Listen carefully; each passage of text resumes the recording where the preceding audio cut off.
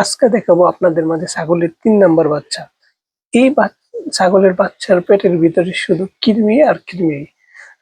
নতুন একটা কৃমি তার মধ্যে দিয়ে উদ্বোধন হলো, সেটা হচ্ছে হাসু কৃমি। আজকে হাসু কৃমির প্রধান লক্ষণ হচ্ছে লাফালাফি করে, যেটা সেও লাফালাফি করে। আজকে চলুন দেখা যাক। আমাদের জমি আমরা ফেরত পেতে চাই, আমরা আর কিছু চাই না। আর যদি তুমি ফেরত না দিতে পারো, টাকা হাতে তুলে দাও। এটা তো সিম্পল হিসেব। আমার থেকে কেউ একটা জমি নিয়েছে, সেই জমির টাকা সে দিতে পারছে না, সে দীর্ঘদিন ধরে জমিটাকে ফেলে রেখে দিয়েছে, তাহলে হয় জমি দাও নয় টাকা দাও। এই হিসেবটা বুঝতে মোহাম্মদ ইউনূসের সমস্যা হচ্ছে কেন? নোবেল পেয়েছে তো, মোহাম্মদ ইউনূস নোবেল পুরস্কার পেয়েছে তো। আমি এবার কয়েকটা ছবি দেখাবো।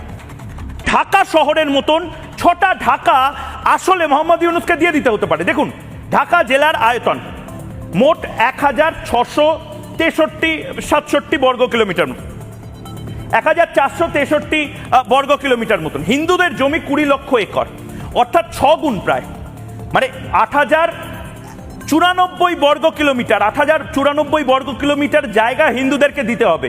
সুতরাং সেই হিসেবে 6খানা ঢাকা, এই যে ঢাকার ম্যাপ, একটা ম্যাপ, দুটো ম্যাপ, তিনটে ম্যাপ, চারটে ম্যাপ, পাঁচটা